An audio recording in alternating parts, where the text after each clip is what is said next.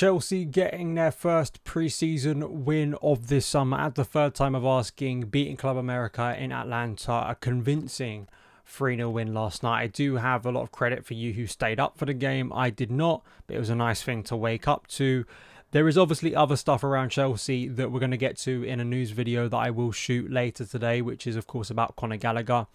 A lot to say about that, but I want to try and keep this positive and speak about some of the positives of this win, of this performance, because quite clearly it was a lot better, a lot more convincing, and actually there were some interesting tactical things that Maresca did that I think were positive, or just, provided more talking points that we can go through here. Before we go any further, as you may have noticed, I have a new background, and the new background is going to be here for a little bit of time. I'm referring to this as like the SonOfChelsea, Chelsea void of the summer. Maybe it's all my frustration with Chelsea, but it's a temporary background, but I hope you like it. We've got the SonOfChelsea logo right here. We've got Diego, we've got Frank, we've got some Chelsea shirts. So this will be the look for the SonOfChelsea studio, but trust me, in not too long a time, we will have the new SonOfChelsea studio, and it's going to be cool. But I'm happy with this background. It's very Chelsea-fied. But let's get into it. So I feel like one of the big questions for me moving into this game was about the positioning of Reece James. And actually, I've got a video from my discussion, if you haven't listened to the podcast with Mono CFC. And this is like the last video from the podcast I'm going to upload. And it's a discussion we had specifically about Reece James. Now, I think the positive thing about the Club America game, we'll see if this follows on for the Man City, for the Inter game, for the Real Madrid game, for the rest of pre-season. This game, we saw Reece back in a position or an area that I think much better suits him. Because interestingly, I think one of the more surprising things about this game was the use of Malo Gusto off the left as a left back, inverting into central midfield. Not something I expected, but seeing Malo Gusto at left back is not something that I'm completely against. I really like Malo Gusto as a player. I think he provides a lot of positives. I think he's a very durable player. I think he's a very intelligent player and was one of Chelsea's best defensive performers, or just consistent performers last season. So I have nothing against getting him in the team. As I think Simon Johnson referred, what that means now for Ben Chilwell, it doesn't really say a lot about him. And I think all those rumours of him leaving this summer, we're only intensifying now. But I think it was an experiment, and I think it worked given the way Chelsea worked in that first half. Obviously, starting off the game so strongly, Romeo Lavia, who's already looked quite bright this season, going on an amazing run himself and getting a penalty. And the pre-season specialist, the man who loves scoring in pre-season, Christopher Nkunku, who I am going to laud a lot of praise on, because I think, yes, you can say, oh, he scored from a penalty, but, he was outstanding in this game, and the fact that you got such a substantial period of time, I think, was really, really positive, and something that really excites me.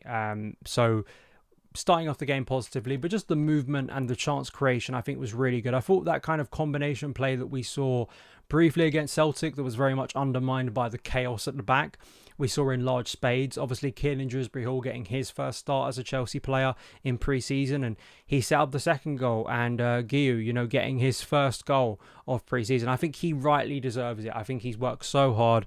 I think he's shown a lot of positives, and for him to get that goal, hopefully will give him a bit of confidence. And I think for Dewsbury-Hall, a player who obviously knows what Maresca is asking of. I mean, it was written down like a 4-2-3-1, but Dewsbury-Hall was getting so far up the pitch. I think it was much more an advanced state, the sort of position he played, of course, for Leicester, where, Dewsbury-Hall played kind of a second striker role, kind of the role at times you'd think that a guy like Nkunku would play, actually. So it's interesting having both of those players in the team behind Guiu, because I think both of those players provided a lot of threat, and it made Chelsea very dominant, overloading, so much movement. Club America couldn't deal with it. And I think that's a real positive, because, one of the big discussion points and questions I have from Maresca is what Chelsea are going to do when they face teams who are inferior to them, who are going to play over low block. Club America weren't really playing over low block. I think they allowed Chelsea a lot of space, but whether it is a case of being more attacking, more progressive, and you get more of these players who can have that nice movement. I think Raheem Sterling too contributed to that. Noni Madueke as well. I still think Noni needs to have a bit of end product to his game, but I think his movement, especially as a wide player for Maresca, could be quite interesting. And obviously, I think that was aided by the fact that Reece was playing a wider role. Tosin Adarabioyo, I thought, had a good first half, and even Robert Sanchez was pulled into a good save. So all round, I thought that first half was really, really encouraging. I mean, not a lot happened in the second half. I think it's interesting looking at the players that came on. Obviously, we saw Jorgensen for the first time. We saw a bunch of players come on. It was a flurry of changes here. Jorgensen, Enzo Fernandez getting his first half of pre-season. Madueke came on a little bit later. So did Fofana, Leslie Ogochukwu, Renato Vega getting more minutes. Armando Broja too. And then we had late additions of Ben Chilwell, 71 minutes. I think that's a bit telling. It took till 71 minutes for him to come on. And then Angelo and Tyreek George coming on very late on in that game. Obviously, the game wrapped up with Nkunku going on this incredible mazy run where he takes out several defenders, he goes into the box, he rounds the goalkeeper, and he wins himself a penalty, which Madueke takes and scores very nicely. Nkunku is just different class. For all the negatives I have about Chelsea currently, to which there are many, and to which I think are rightly talked about and discussed, Nkunku is a player like Cole Palmer that does give you hope if he remains fit. And obviously that's the big if, because it is very, very reminiscent of last summer. We were sat here for the majority of last summer. I was actually in Australia at the time, but I was watching Nkunku and thinking, wow, what a player this is going to be for Chelsea. And then, of course, he got an injury. And I think even Malo Gusto, didn't he, got a little bit of an injury last night. We'll see how that goes for the rest of pre-season. Hopefully it's not too serious. But in the case of Nkunku, a difference maker, a game changer, someone who I think increases the level, someone who I think just does things to another speed, to another level of thought, to another level of execution. And, when you combine that with some of the brilliant players who he'll be playing alongside, you suspect this season, and just his own individual brilliance, for all we talk about passing, shape, formations, automatons, whatever you want to call it, Christopher Nkunku just getting the ball and taking out several players that's like Eden Hazard. It's not, you can't teach that. That's not tactics. That's just individual brilliance. And, it's why I think that a player like him gives you a better chance.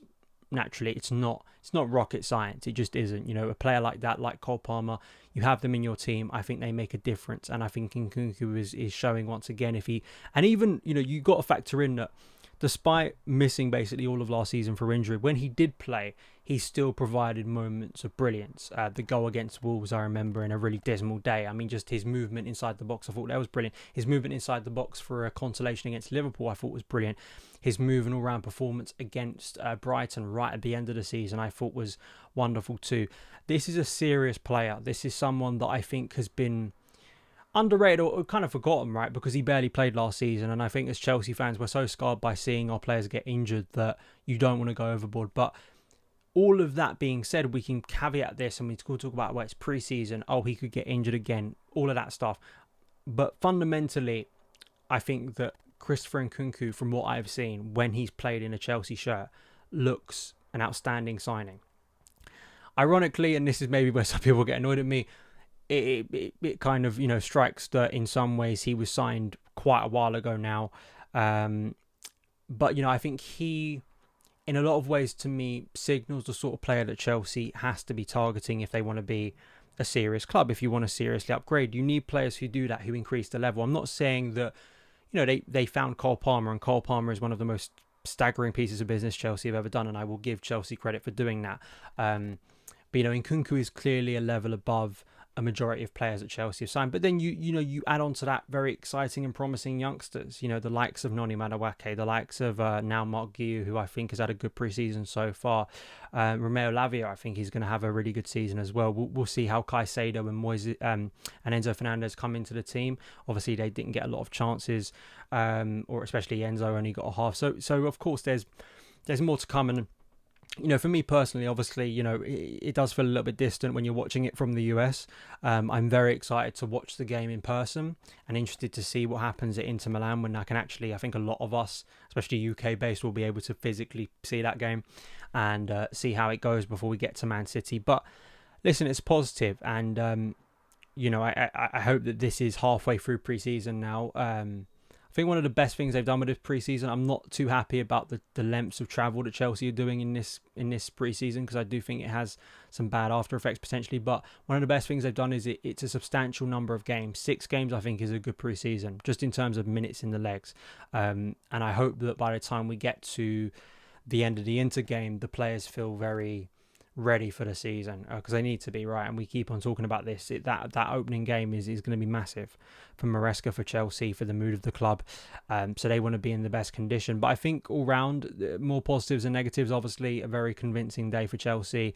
Some big players performing, and I think the positioning of Reece James is going to be something to discuss, because as we'll get to in that video that I'm going to release tomorrow, but you can go listen to it on the podcast already.